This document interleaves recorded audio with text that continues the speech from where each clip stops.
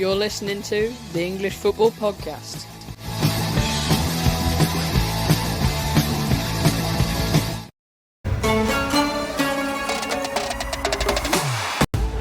The New Year's fixtures kick off. Southampton stay rock bottom. Forest are 2 points clear from the drop. Lampard's getting sacked in the morning, and Arsenal go 8 points clear before City's encounter against Chelsea.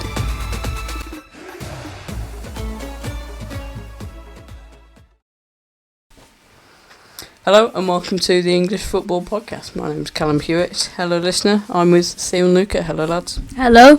Hello, how are you doing? Good, thank you. Some very exciting games, although we'll start with the league leaders at the Emirates, where they faced third in the league Newcastle in a very entertaining match.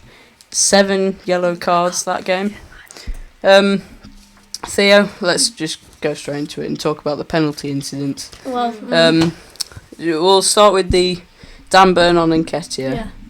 I thought that was a penalty. Well, I think that there was 3 times where we should have and could have had a pen. And Dan Burn, he's like, you've clearly pulled him back, and Nketiah didn't have a good game. But if he's pulling you back and the ref says no, what is the point of VAR then? VAR's there to check it if there's like a penalty incident, and if he didn't even go check it and it's a clear pull back, then I couldn't believe it. I mean, VAR needs to check it, don't they? Yeah. It was horrible refereeing. VAR didn't even check one of the penalties. I think, well, in my Arsenal fan perspective, we should have had 3 clear pens, but that Dan Burn one on Nketiah, on Gabriel, where he was like a free kick, he'd literally tugged him down by ripping and grabbing onto his shirt. I have some Newcastle mates at school. Every one of them have admitted that should have been a pen. Even they're admitting it. And the fact it didn't even go to VAR, he clearly pulled him down. It was a disgraceful game. The other one at the end, which would have been game-changing, Clear handball. the Murphy handball. Well, I thought that was a pen as well. I didn't really register the third one. The third one, the other one. Oh, yeah. That was Gabriel. Gabriel got pulled down by Burn again. I got Nketiah. No, he did get pulled down as well. Yeah. Both from Burn, I think. So yeah, but the handball, I think, if it's hit his arm, and the ref as well again check VAR, and some people might say ball to hand, but if it's not a natural position for your arm to be out there, so I think it's a pen.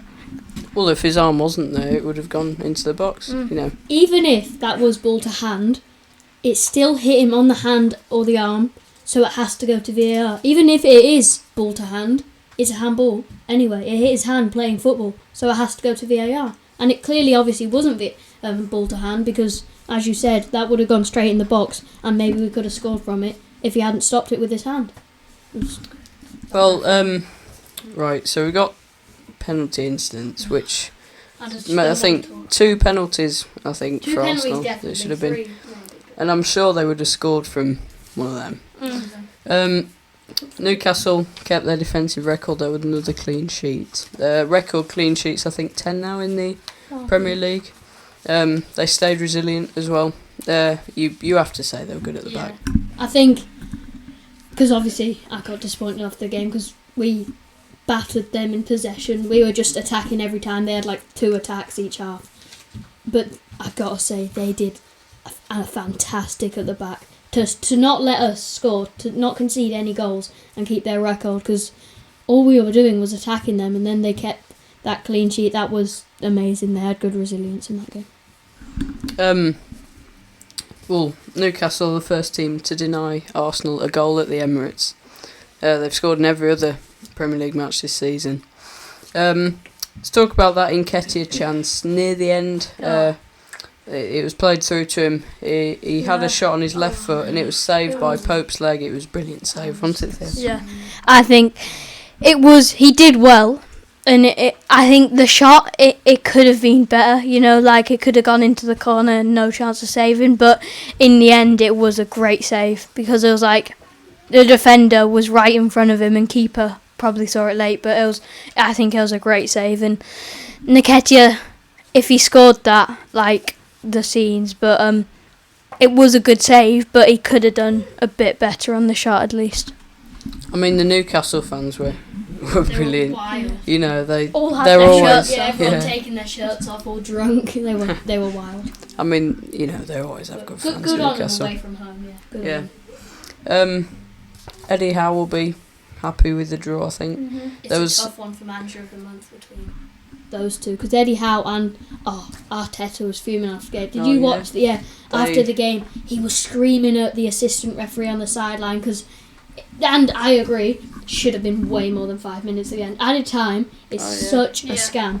Every game, except the World Cup, is the only one that stayed true to added time. In the Premier League, it should have been at least 8 minutes or something. I mean, 11 minutes added on for City Everton. Yeah. You know, I think there was a bit more in this game. And I mean, if that is happening then, pretty much the same happened. Because when we were about to take our throw in last minute, they just went down anything to time waste. And it's stupid, really, because they should have added more because of all the incidents. And right on Arteta for being angry because the refereeing was really poor.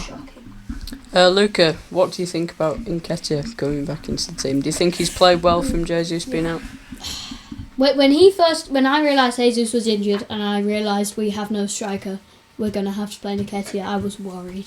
And then I think we've had 3 games with him, striker. The first 2 games he scored, and I thought, this is amazing. This is going to be not great filling, obviously, not the best we could have, but this is going to be fine. We can manage. That game, I know one game doesn't reflect it because he had 2 brilliant, but he was poor that game. Well, he had that chance against Pope, but really that was his highlight. Every time he got the ball, it was an awful touch. He'd let it go, and then they were on the counter he kept giving it away, and I didn't rate him highly at all that game, but we just need to buy a striker, whoever it is, because Nketiah is not a great filling for when our main striker is out. I mean, for Newcastle perspective, Great game. I think Botman was signed in the summer, I think, for Newcastle. It was a very good signing then. He showed that game he was good on his weak foot. He's a strong, dominant defender, and another advantage as well as Dan Burn. They're both really tall, so they're good in the air. You know, if you're against quite. I mean, Nketiah is tall, but he's not as tall as Botman. And if like, it comes in, strong, and when it was corners, Zinchenko, who's really small, and because they've got height, it's just so much better because defending and attacking wise, and they are both really good defenders, and it's been a good season for them. Yeah, me and my dad were talking before the game. The one person, well, not even just defender, the one person on their team we were worried about was Botman, because he's a fantastic signing. Yeah. Do you think Newcastle can still get top 4?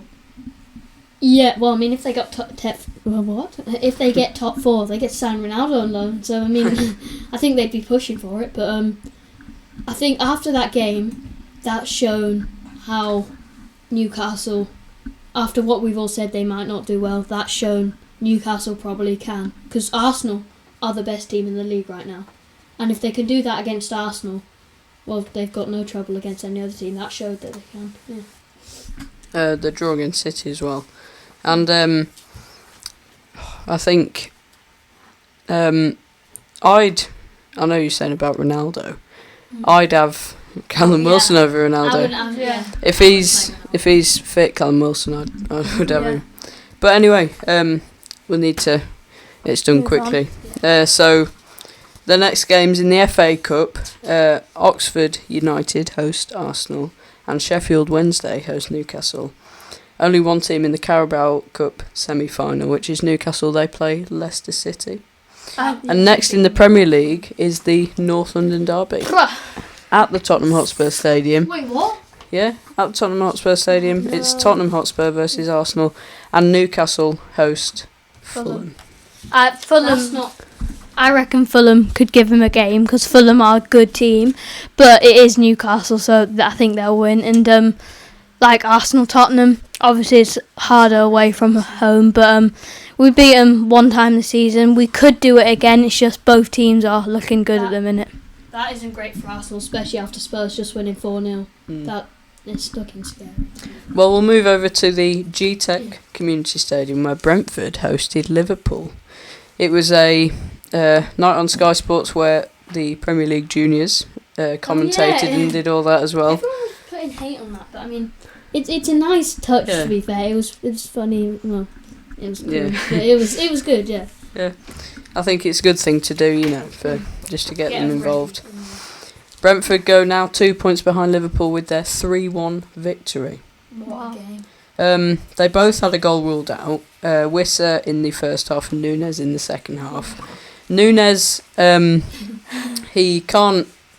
Well, he's not. He can shoot. He's got the most sort of shots this season. It's just that he can't finish. But do you think that when he gets his finishing ability, he could be one of the best strikers in the Premier? Yeah, I reckon he could be good because he's got pace. I don't really rate him. I don't think I like him. That's why. But I think he will be if he can get his finishing. Because at the minute it's just kind of funny. But I think he is a good signing. He's just like you said, at the minute not the best. But if he can get that level of his game, he will be one of the top in the Prem, and he'll score a lot. I reckon. Well, I mean, Brentford they've now beaten Man City and Man United and now Liverpool, and they've drawn to Chelsea and Spurs. Can they get into Europa League this season, Luca? They definitely can. It's just whether they will. Obviously, but I think there's so many teams now, higher teams, that are dropping. Like, obviously I said it in the last episode, I think Liverpool will come back. But right now, Liverpool, Chelsea, it was Spurs, not really anymore, and Fulham, they're all dropping down from where they were further up in the table, which gives Brentford much more excitement to go and win. Well, not win, but go and get into that Europa League. I definitely think they can. Yeah. I mean, they've got so much energy and confidence, haven't they? Let's have a chat about Thomas Frank, because obviously he's been superb. How he's got them up from. Yeah, he's won the championship, finished mid-table last season, and now he's. I mean, you could say challenging for at least the Conference League. Theo, how do you think he's one of the managers of the year? Yeah, because obviously when he joined last season, for his first game against Arsenal, won 2-0. And that season they were alright. They were an alright team. And this season he's an amazing manager. He's brought them so far at the minute. I reckon Conference League or Europa League they can do. And because you don't think of them as this team top team, but he's brought them so far and he's done really well with them. And I reckon manager of the month and even in for manager of the year. Well, obviously there's Eddie Howe and Arteta in there. Possession wise, it was Brentford 27% possession and Liverpool 73% possession. They still had a superb performance, but how come Liverpool kept the ball so much but they just got caught out when they didn't have it? That just shows possession doesn't win games, as it's shown in loads of games this season. You can dominate a game, but once you just let it slip for that second, they'll be on and they'll score. Well, their next games are in the FA Cup. They both play, where Brentford host West Ham United and Liverpool host Wolverhampton Wanderers. In the Premier League, Brentford host Bournemouth and Brighton host Liverpool. Right then, let's move over to Old Trafford, where Man United sealed a comfortable victory 3-0 over Bournemouth. Rashford on the score sheet again. He's doing really well under Ten Hag, isn't he, Luca? Yeah, he is. He didn't start that game though. Did you realise? Well, did you know the incident? Yeah. It was. He'd been slept in. That was last game against Wolves. Okay. Yeah. Oh. Last game he's. Okay. Still got that on my mind, but I think Rashford. Have you seen they've announced it today? The Players of the Month nominations. Yeah, Rashford and Casemiro for Man U are in there. Casemiro, did he score in that game against Wolves? Yeah, that game. Rashford, I think, after the World Cup, he's come back into himself. I think he's starting to prove again that he is top class. And he was obviously looking for a move, but I think staying at Man U is a great choice, especially since there's no striker, so he's sort of filling in that role for them. I mean, Man U looking brilliant now. They could in the next few weeks they could be above City. They've got obviously the Derby day next. They're 1 point behind. Yeah, and I mean, you talked about Casemiro there. Obviously, a superb signing as he's seen. He can defend in the midfield. I saw someone say about how he was watching the game, and whenever a ball got past left mid, right mid, he was there to sweep it up. And he's brilliant going forward, as we've seen with his goals. Maguire with a clean sheet and with the captain's armband again. Theo, let's talk about Bournemouth, right? Do you think they need like a number 9 to score goals? If proper, maybe in the transfer window they could. Because they've got more, and he's one of their best players, I guess. But he is good, but they just need a proper a striker who can score goals, who's good, and who can help the team out, because they're not looking the best team at the minute, and it's looking like they're going to go down again. And they've got an alright team. It's just in a few areas they can change it up, and to get a new striker, it'll probably really help them, because they're lacking the scoring goals, and they might need a defender, maybe another, I don't know, mid. But I think a striker is the main thing for them. Right then, their next games, both playing in the FA Cup, with Bournemouth hosting Burnley, Championship side, and Manchester United hosting Everton, now in the relegation zone in the Premier League. EFL Cup semi-final, Man United host Charlton, probably one of the easiest clubs in there. One of the only non-Premier League clubs left in the semi-finals. And then in the Premier League, Brentford host Bournemouth, and the game we're all been waiting for, Manchester United host Manchester City at Old Trafford for Derby Day. Right then, at St Mary's, Forest are now out of the bottom 3 for the first time since September. with their 1-0 win over Southampton. Southampton now 3 points from safety, with West Ham and Everton both on 15 points. They're on 12 points at rock bottom. This obviously saw Everton go on into the bottom 3 on goal difference. Theo, you thought Forest would stay up a few days ago. Mm-hmm. Does that look more likely now? Well, yeah, because, Southampton, they're last and they deserve it, kind of. They haven't been that good. But Forest are a good side, and, they beat Liverpool this season, and they did well against Spurs in that game, and I think that they're a good side. Every team is a good side, but I reckon, like I said last time, they could stay up, and I think it could, because the teams below them are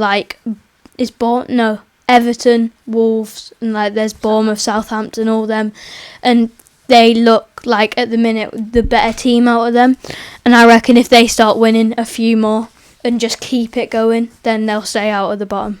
Well, Southampton really needed to win that one. It's Nottingham Forest's first away win in the Premier League since the 8th of May 1999. 1999? Yeah, against Blackburn Rovers. Against Blackburn Rovers. They've got... Forest have got in the EFL Cup semi-final Wolves next. Luca, can they beat them? Wait, Forest Wolves? Forest Wolves, yeah, in the EFL Cup semi-final. I think Forest should win that. In my opinion, Forest, just like Theo said, out of those bottom teams, Forest are, for me, the best. Well, and West Ham, but Forest are the best ones there so far. Wolves, as much as last season, they were a great team. The season before, they came 6th. But Wolves have dropped this season, and I don't know what's going to happen to Wolves to get their confidence up. So I think that game will be You won't think it would be an easy win, but I think Forest will show that, and I think they'll make it look easier. Before that, they play Blackpool away, whilst Crystal Palace host Southampton. Southampton also in the EFL Cup semi-final, but they host Manchester City. And in the Premier League, Nottingham Forest take on Leicester at the City Ground, and Southampton travel to Goodison Park to play struggling Everton. There's quite a few good games next, with obviously Southampton-Everton and Wolves versus West Ham. So it could all change in the bottom three. Yeah. And Spurs, well, sadly, because I'm a West Ham fan, you two are both Arsenal fans, have just won 4-1 at Selhurst Park against Crystal Palace. 4-0. There wasn't many positives. 4-0. Yeah, 4-0, sorry. Not many positives from the first half, though, for Spurs. And Spurs have gone behind in 7 consecutive games. It's the first time they've not. Son, with his goal drought, his last goals were the 3 against Leicester. Luca, do you think he can start his scoring form again? I hope not. It's tough because he's been out. For a while, not scoring. And I mean, I haven't heard his name on the score sheet in ages. But I think it's a tricky one because Kane obviously scoring 2 that game as well. It's, for me, I don't think, if one of them's scoring loads, I don't think there'll be the other one there this season just because Spurs are obviously not performing as well. I think it'll probably be Harry Kane stealing the goals instead. Son might come back with a couple, but personally I don't think he will get that ring again. I mean, we talked about Harry Kane there. He's 2 goals away from the Spurs record goal scorer Jimmy Greaves. And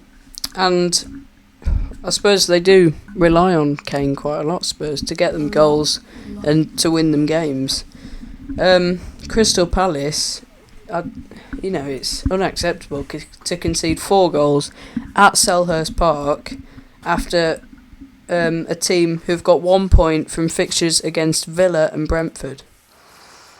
Theo, do you think Kane's come back from the World Cup well? Yeah, I think, because obviously that pen miss was quite bad for him, but like you were saying, Son, I reckon he could come back and score a few, but I don't think he's beating Kane. Kane's playing really well and he's scoring loads, so yeah, I think Kane's done really well. Well, there's now obviously the title race, and with all those scores, a top 4 race, probably between Spurs, Liverpool, Man U, maybe Chelsea and Brentford. Don't know, but depends how well they're performing recently to see if they can get in that spot. Anyway, their next fixtures in the FA Cup: Crystal Palace host Southampton, and Spurs host Portsmouth. And then in the Premier League, obviously, North London derby with Spurs hosting Arsenal. And Crystal Palace go to Stamford Bridge to play Chelsea. Right then. They could get 3 points out of that. Yeah, they could. Lampard is in trouble.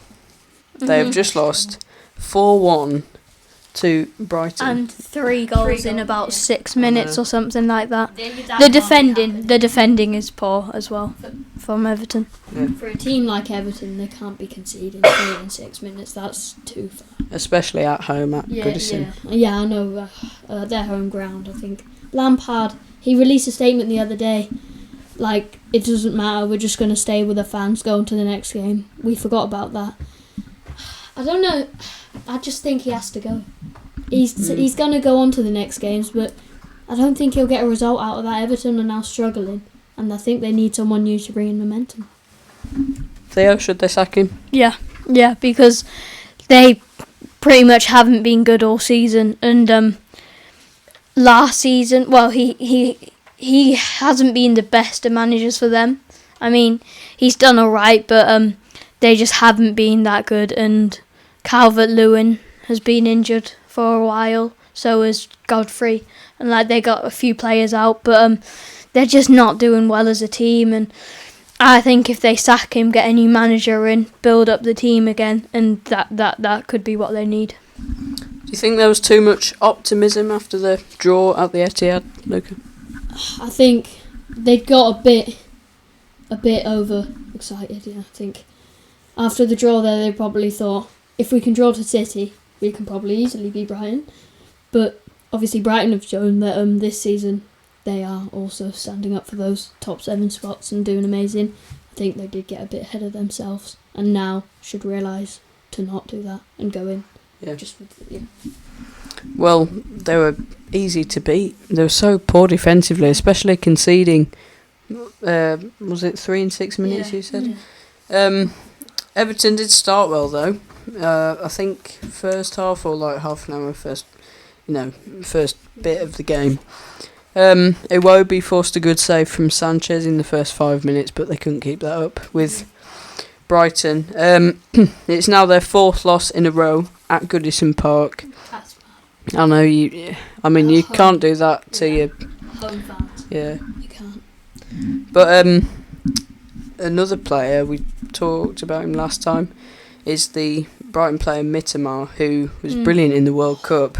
They just couldn't deal with him. Yeah, he was brilliant. He was good against Arsenal, yeah, but in that game against Everton, he was amazing, and he's gonna turn into like maybe not this season, even though he's doing great. Next season, he's just gonna be a top player, and it also depends on the team. But at the minute, he's such a good player. And going back to what you said, Iwobi making a save, I think Iwobi, although Everton haven't done that well, Iwobi, I rate him. I think he's played really well this season, I think. Because he played for Arsenal. Well, no, but this season I think he has done really well for them as well, and because he used to play for Arsenal, maybe. Of course. How do you think the new Brighton manager has settled in, Luca? Well, I've said this a lot. I think they should have just kept. I know they couldn't do anything about Graham Potter leaving, but he's not done well at Chelsea either. We'll talk about that next episode, but. He's done well to settle in. I think they had an unlucky game against Arsenal because we played amazing. And they did get a disallowed goal. Which could have brought them more momentum, which then could have ended things. So I think they're unlucky, but I think he's settled in well and he's doing well with his new squad. Next, I think they do play in the FA Cup, but I've forgotten who they played. In the Premier League, though, Everton host Southampton, which will obviously be a very good game. And Brighton host Liverpool. To be fair. Right then. Next up. A very end-to-end game between Leeds United and West Ham that ended 2-2. West Ham did start stronger, though, but they couldn't keep it up the whole game. Do you still think Moyes should be sacked there? Well, yeah, I think so. Because at the start, when they might not have done that well, they gave him time and let him, just gave him a bit of time because it's a new season, But I just think I don't think he's going to, now just get loads of wins. And he has helped the team out, but I just think they've had some really harsh losses, and it's been quite tough for West Ham. And I reckon games that they kind of should have won, like Leeds last season or something, you'd be hoping they'd win that. And there's games which it's like an easy win for them, and they just haven't really done much. But you, as a West Ham fan, do you think he should be sacked? Well, I think I don't think the board I think of it now, but I think he'll be on the edge of being sacked if we lose to Wolves, to Brentford in the FA Cup, and Everton, because obviously then we'll be deep in the relegation zone, which won't be good. And I think you have to sack him. Obviously, all the stuff he's done for us, but the Europa League run where we beat the likes of Sevilla, Lyon. Oh yeah. I know it was a brilliant run, but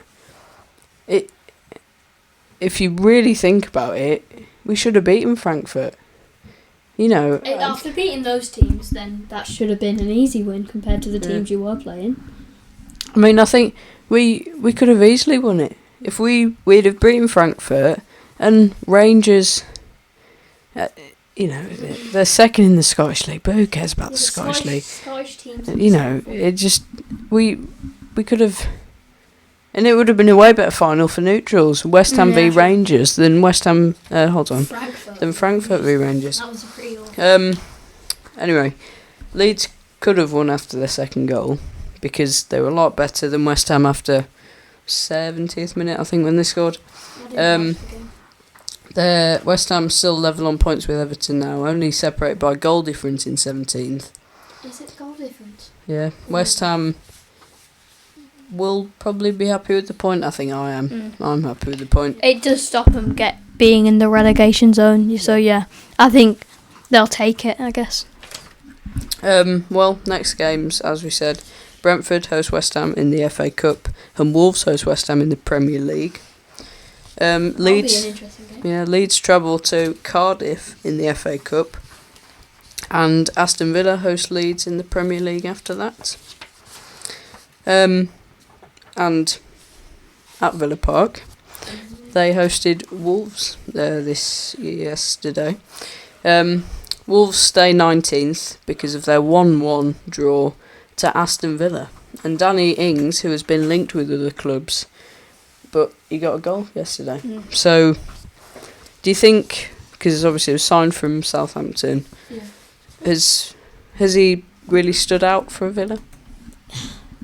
I think when he first joined, everyone was because he was amazing at Southampton. Everyone was expecting him to be wow, especially at a bigger club. He was alright. He wasn't the best. I think this season he's been lost. I think, how many goals has he got this season? Do you know? But, well, that was the first time in ages I've seen him on the score sheet anyway. So, I think, wait, what was the question you asked me to? Do you think he stood out? Yeah. No, I do not think he stood out. That goal might help his confidence, and then he might start standing out. But no, I definitely. Would you have Watkins over him? Yeah, any day. I think. Well, if he was still at Southampton performing the way he did when Southampton were a great team, I'd have him over Watkins any day. But I think now, on the form they're currently in, I'd have Watkins over Danny Ings. Do you think, Theo, it's a case of he stood out at Southampton because the players around him weren't as good as the players he has at Aston Villa? Or do you think he's just lost his form? It's a bit of both, I guess. Because last season, obviously, he was great. When he first signed, he was good. But this season, I think he scored, I don't know, it's only a few though. It's like a couple or something. But it is, the players around him are better and all that. But still, Villa are scoring and they're a good side. But he needs, I think, maybe a bit more confidence to get his goal scoring back up. And he could be a great player.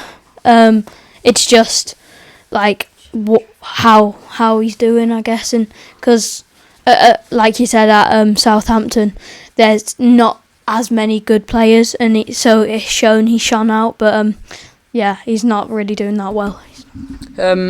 How do you think Lopetegui's done since coming in, Luca? Good, but I don't know. I think to come in from the manager they had, I don't know. I think he's done alright, but I don't think he stood out that well.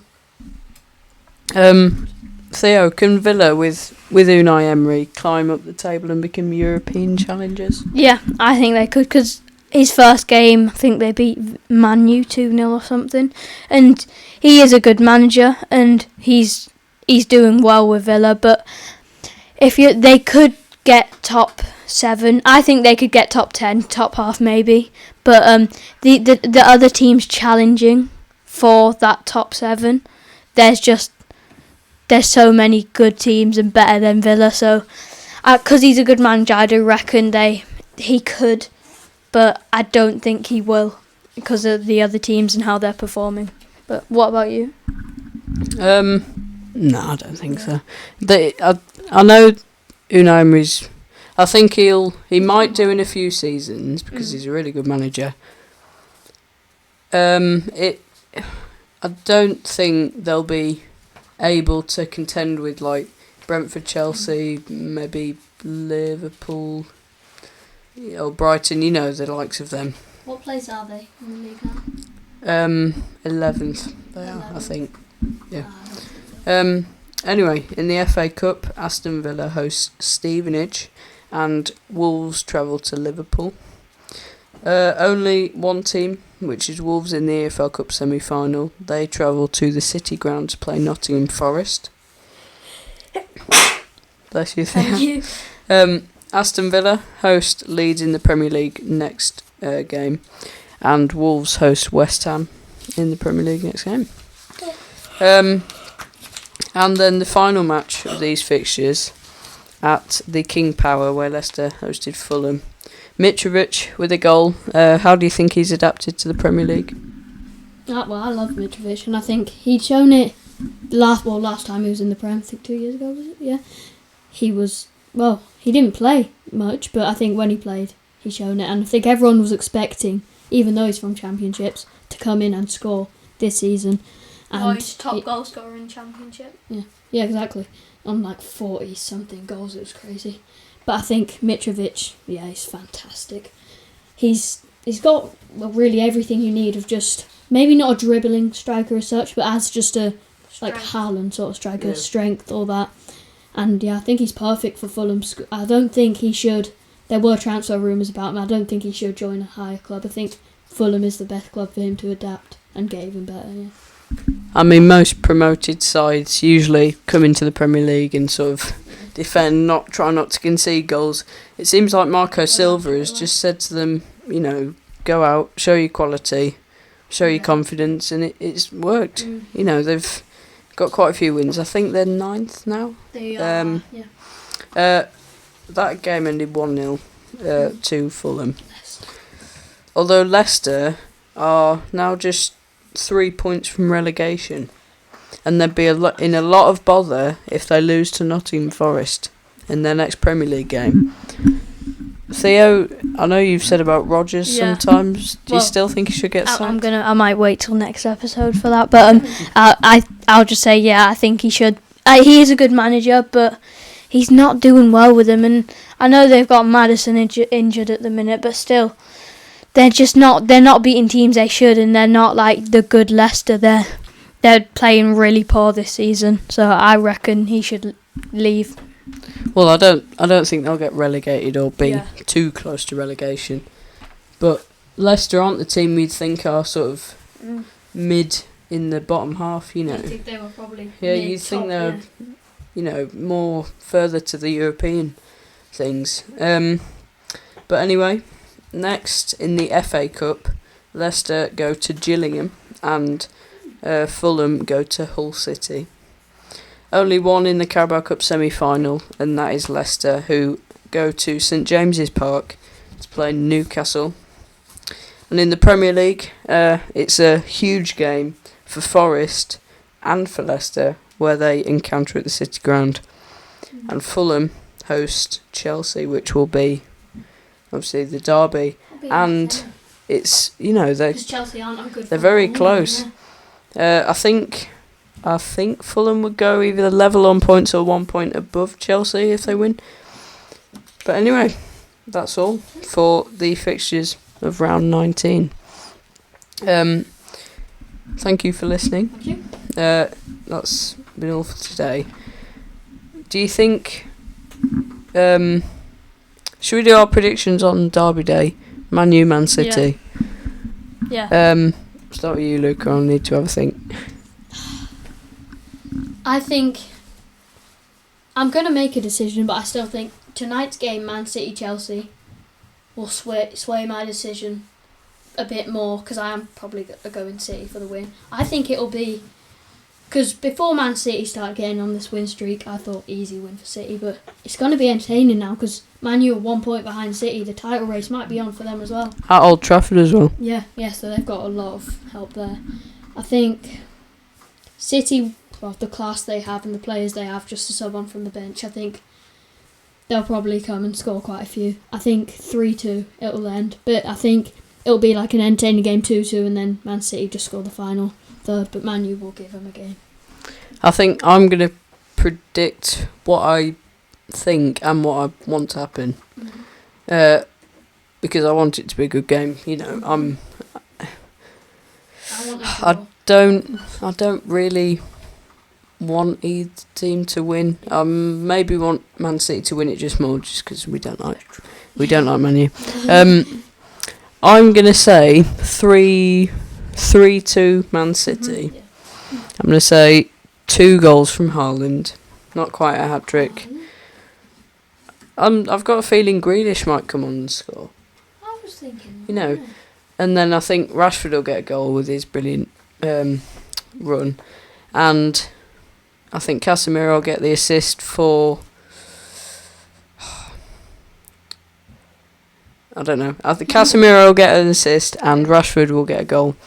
So 3-2 Man City. Grealish, Haaland, and Rashford and Casemiro with an assist. A draw would probably be best for Arsenal fans because then neither team goes really closer to them, especially since we got a draw. But I think Man City will pull that out. Yeah. I mean, if Chelsea, we'll do the Chelsea Man City one for round 20, but with that game. If hold on, but if I'm saying if all the time now. If Man City beat Chelsea, then then Man United will have to win to still be 1 point below. Although if it's a draw or Chelsea win, Man U will go above them if they can win. Yeah, I reckon as well as you 3-2. I want it to be 2-2 because then obviously we're more points clear that would be good. But 3-2, and I reckon Fernandes and Rashford for Man U, and for City Haaland, Ake, I think, and Bernardo Silva. But I think City will just top it in the end because they got a better squad. Well then, our predictions. Wait, what did you predict? 3-2. The score 3-2. Yeah. We all predicted 3-2 City. Okay. Right then. So that's simple then. Right then. Thank you for listening. You've been listening to the English Football Podcast with a new microphone, new audio. Hopefully you've noticed. I know. Anyway, I'm Callum. I'm Theo. And I'm Luca. Thank you for listening. Watching. See you next time, where we'll go through in round 20 the Chelsea Man City game, which will hopefully be a good game tonight. Game, yeah. Goodbye. Adios. Thank you for listening. Goodbye.